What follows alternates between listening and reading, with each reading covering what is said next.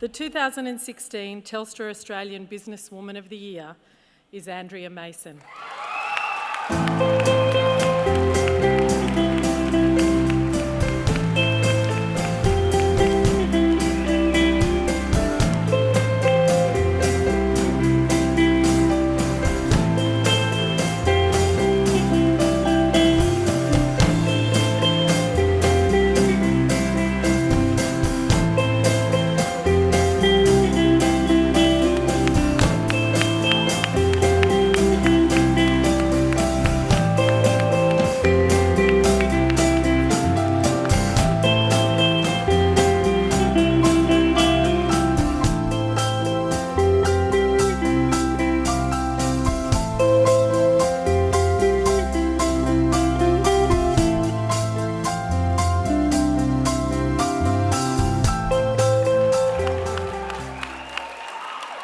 Thank you very much.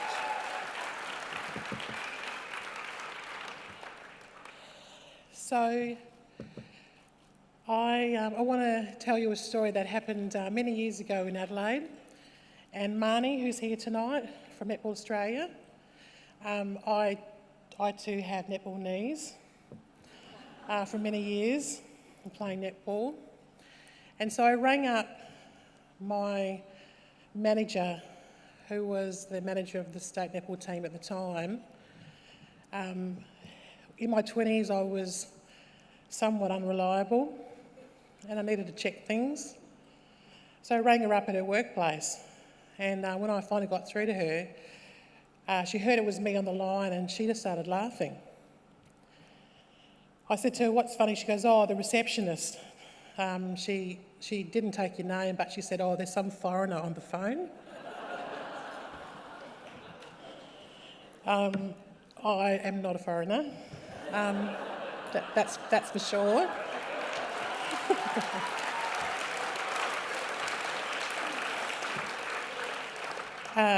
So I am blessed to have had many Aboriginal Australians and non-Aboriginal Australians sponsor me and support me in my leadership journey, starting from netball in Kalgoorlie in WA, right through to my current role as CEO of the Pinjarra Women's Council in Central Australia.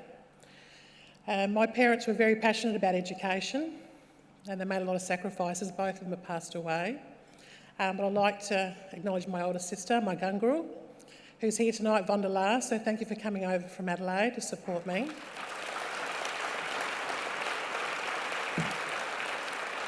And of course my other sister and my brothers and my extended family.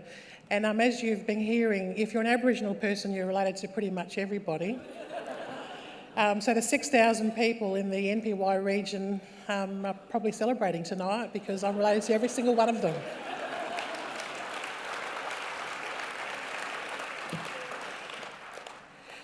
So I've been thinking about two words over the last few weeks, power and authority.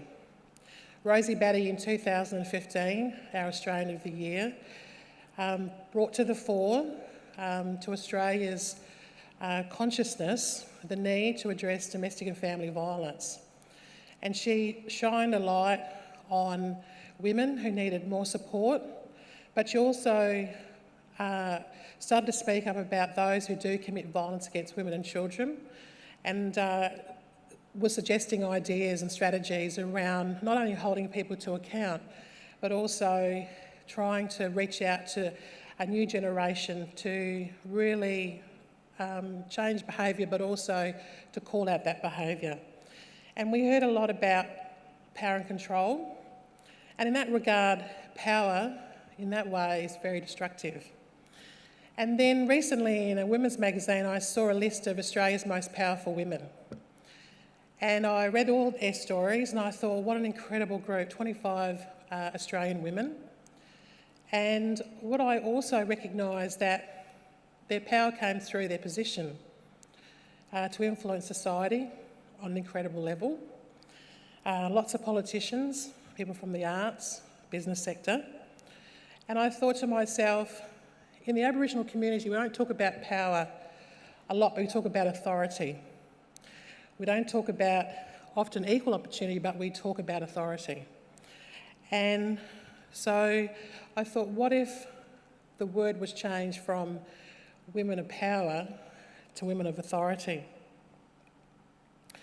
And in Australia, if you take the long view, for as long as people have been living in this great nation, it has been authority and not power that has been the glue to society.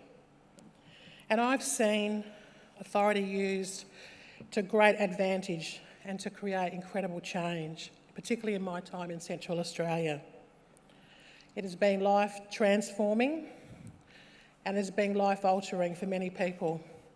And for the desert women of the Ngarldara Pitjantjatjara Yankunytjatjara lands, they've used their authority as women, as desert women, to start an incredible amount of services, starting with support to disability, then to domestic and family violence, then to child nutrition and support, to jumpy desert weavers, to Ngangkari service, traditional healers, to youth, to family intensive support, and all of those services have continued for over 20 years through the enduring and incredible support of women's authority. But it's time to not only reach out to women to support these services, but it's also now important for men to start to change the profile of our region so that families are safer and that families are healthier. And I believe that, as I've said in my previous speech, that there is now becoming an understanding that there is a synergy that we can all tap into as business leaders and into the incredible authority that's already in this place, authority that's grounded with knowledge, to come up with distinct Australian solutions to issues that we all share in common. And what I have to say is that it's all about relationship. It's about me getting to know you and you getting to know me and making our world smaller. And I believe that if we all do this together, that Australia has the potential to do much good across all sectors in our community. Thank you.